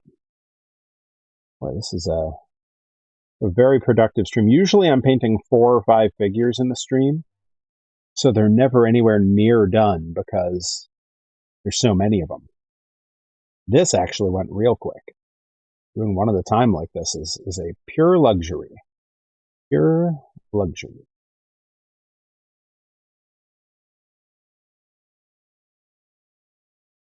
I hope the picture has been at least semi-clear throughout this, so you've been able to enjoy seeing how it works a little bit. Random but Perry, you think I could make you a pair of black trunks like Sid sometime? Yeah, if I know you're working on learning to make gear, and I think that's awesome, and I would love for you to give it a shot. I mean, look, worst case scenario, if they're not a good fit, if they don't work and I don't wear them to a show, you still got the experience working on them anyway, right? Like that's kind of the idea. Is you're looking for some practice on that. I know that's something that you've been working on. You bought a sewing machine. I think you will find once you learn how the machine works, which is not terribly complicated. There's some great explainer videos online. Once you learn how the machine works, sewing things like that is really fun. It's a really interesting skill set as a maker and as a creator. It's one of the things that with Nika Beans making the soft goods for my luau figure, it's one of the things that I find really impressive there, because when you are sewing something where you're designing a pattern yourself, you know, you're making the thing, you're figuring out the shape, the pattern, and the design. There is a order of operations you have to follow to get your seams done correctly, to make everything fit correctly. And it's almost the inverse of what you do if you're working with hard goods, if you're doing woodworking or clay sculpting. Actually, clay sculpting is an interesting example because it sort of splits the difference between the two. Clay sculpting can be either additive or subtractive. So you're either adding bits of clay to your design or you are removing them. Sort of like what you'll see me do with digital sculpting. With woodworking, yes, there's some subtractive. You're cutting out your shapes. You're sanding, and there's a little bit of adding when you screw or nail 2 pieces together, or glue 2 pieces together. But it's limiting. You can't do it in a very fine, refined sort of way without it ending up either weakening the piece or looking very strange, or just not working correctly at all. And with sewing, you work with pieces that are a little bit larger than you would think they would be, because you need that extra fabric for if an elastic has to go inside it, that fabric has to be able to fold over. If you're doing a particular type of seam, you need extra fabric for that. And you do most of the sewing sort of inside out, so that when you flip it right side out, those seams vanish, they disappear, and you don't see the threads. It's a really interesting skill set, and something that I've done a little bit of, and I have a pretty good grasp on, but I certainly don't have mastery over it, which isn't to say that I have mastery over any of it. So those Perry legs are looking good, and you can sort of see where the shimmer has gone away on some pieces, but it's still in others. Once this is all flat and not shiny, like how that's very flat versus the shine down on the boots, that means it's dry. So I'm going to set this over on the rack to hang up and dry. Let's see, what's going to be my best way to get this on here so that it's in the air while it's on the clamp. There we go. That's going to do it. Yeah, nice. Nice. Love that. You can't give up. You gotta stand right up. You gotta run to a window and say, "Hey, these floors are dirty as hell, and I'm not gonna take it anymore." What are we at for time? Wow, almost exactly 2 hours to do that project. All right. So to sort of review what we've done here, and I'm actually going to bring myself into frame here, because why not? Hey, there you all are. That's you.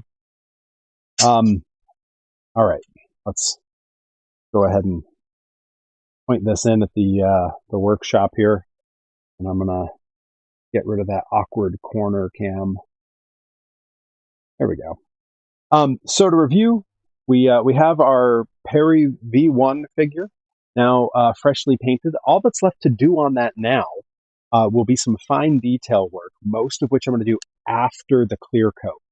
I like to do the white lines on it with either the Gundam marker, or I also have just a regular old acrylic white paint pen. I like to do the fine white details with those. That includes the whites of the eyes. I'm going to outline some of the design on the trunks, and the word vicious goes across the back to match my gear. I will do that with these. And then for the pupils on the eyes, which are essentially you sort of draw them like there's a little like lid and then a little dot that goes under it is sort of the shape. That's how they did them on, well, I grabbed one with sunglasses painted on it, but that's how they did it on the old Hasbros back in the day. For that, I have two different very fine point black Gundam paint markers that I picked up while I was in Japan. Yeah, don't shoot till you see the whites of their eyes. And that's what I like to use for those. And that's all that's left to do on that figure. So what you see there, hanging there, the torso with the hair painted, the gear painted on the figure, everything except for those very last minute fine details, all of that is going to get clear coated as is. And those last bits will be painted over the clear coat. And that is because I've discovered that spray-on clear coat often behaves poorly with the paints that come out of any type of paint marker. Paint markers tend to run very thin so that they will come out, and because of that, they dry very thin. It's a very thin layer, and they can rehydrate when sprayed with a spray-on clear coat. So I will hit this with, it'll be 2 or 3 very light layers of clear coat. It's a simple process. I'll do it the next nice warm day out where it's not too breezy or anything. I'll take that whole rack outside, and I have a semi-gloss clear coat, which kind of matches the finish on the old Hasbros. It was shiny, but not too shiny. A very light from about a foot away, always moving the can. A very light coat. I give it about 15 minutes, and then I hit it again. I give it about 15 minutes. I hit it again, and then that's it. It hangs for a minimum. After that minimum, it'll tell you 2 hours. Minimum of 24 hours before I do anything to it. I let that stuff off gas. I let it really, really cure. And then I will do those last fine details, and then no more clear coat. That figure will be done. It'll be ready for assembly. Assembly can be a little tricky on these because while I do use an ABS-like resin, which lets these joints have a little bit of flexibility and makes them sturdy. Like if I throw this at the ground, nothing will break. Those fingers won't even break off. It's really, really sturdy figures. I find that having a little bit of give in the joints makes it less likely to snap when I assemble them. So I will often, on the inside of these joints, I will take in the inside of these joints, the arm holes, I will take a Dremel with a little sanding barrel and just very lightly sand the inside. It just opens it up a little bit. I will also take a little bit of sandpaper just around the sort of raised nubs on this, and I will just very lightly kind of go around to just soften those a little. It still snaps together. It still holds very firmly, but having that little bit of leeway is just a nice insurance policy against snapping the little bitty joints on the figure that I took so much time to paint. We also, on this stream, we took straight from the printer, still hanging with uncured resin, we took the very first Luau Perry with his sunglasses and with his board shorts. We took that off, got it cleaned, and used all the new equipment, and it is fully cured and ready for paint itself. So next week, let's see, they can break all they want, but not in shipping. I will tell you, I've not had one of these figures break in shipping. The joints on these figures are pretty strong once assembled. It's that pushing in moment. If something goes wrong there, The worst one that happened to me was when I had my little Delmy figure and I was assembling it, and I went to put the arms in, and the joint snapped. And not only did that mean the arm was no longer useful, the joint piece was wedged into the body so firmly I could not get it back out. So I had to toss the whole thing and start over. Really a huge bummer. All right, so we are going to call it a stream there. Thank you all so much. I think next week for Workshop Wednesday, we'll be back down here again. I think we're going to be down here because we're going to have luau Perrys to paint, and that's going to be exciting because we get to figure out what our color designs are going to be for the shorts. And we're also going to have probably more pieces coming on and off the printer. It's a fairly quick process to make them, but I can only get so many done so quickly. Let's see. I'm looking to see if there's anybody we should raid, because we got a little crew of us here who've been hanging out, having a great time, and there's no reason to not share that around the old internet. Let's see. We could raid Contra Code, who is watching 80s and 90s TV commercials.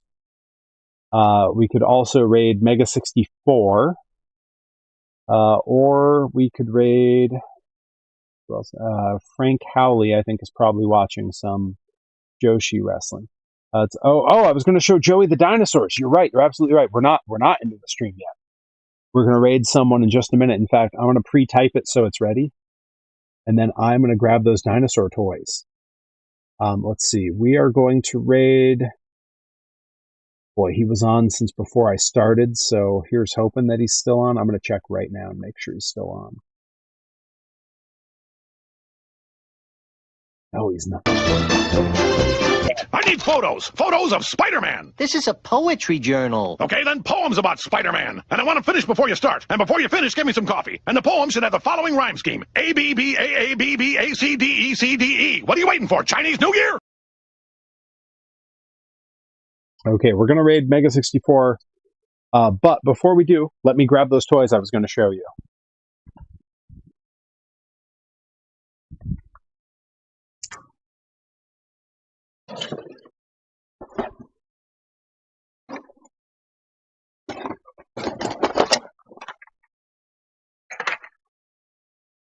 Yes, they're exactly where I left them. Love that. All right, I'm bringing you over for the close-up again. So inside this little shoebox, I have, bring you over on this side where the light's good, the McDonald's toys of the characters from Dinosaurs. I got these all as a complete set at a town-wide tag sale in Greenfield, Massachusetts. Oh, and there's an old school early Perry prototype that was filament printed. Look at that, hiding in there with them. That might have to be a giveaway someday. I'm putting it in the potential giveaway pile. Very limited edition. You won't find those anymore. All right, and here is the full line of the dinosaurs. So let's get a look here. Let's get a look at what we have. We have, all of them have little actions they do with these tubes, which is so cool. So we've got Grandma, whose tail wags, and feet kick. Look at the feet kicking. Look at that. We got the father, Earl Sinclair, whose head moves, and look at that. Look at that. Pretty great. We have the teenage sister, whose arm is in the wrong position and her eye needs to be painted up and fixed. That's a little disturbing. But she talks on the phone. Come on, how great are these? We got the son, looking a little bit like Denver the Last Dinosaur here, the way he's rocking out. Come on. Look at that guy go. We got the mom. Oh, the mom has like a full body wiggle. Look at that.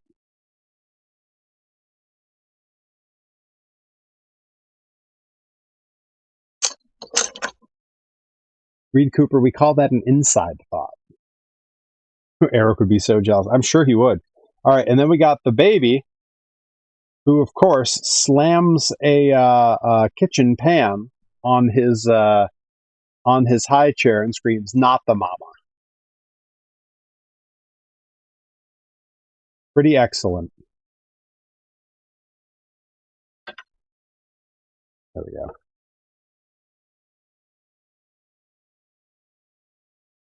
Yeah, very cool. Yeah, that's a toy line I forgot I even had. So I'm going to carefully set all those back in their box. And once again, we are going to call that stream. And we are going to raid our dear friends over at Mega64. I believe tonight is the Poorly Played stream with Garrett Hunter, who wrestles in San Diego under the name Strife. So when we hop into the chat, hit him with those emotes. Tell Strife he's a coward for ducking Perry Von Vicious. He and I need to wrestle sometime. They need to fly me out to San Diego. I think that would be pretty great.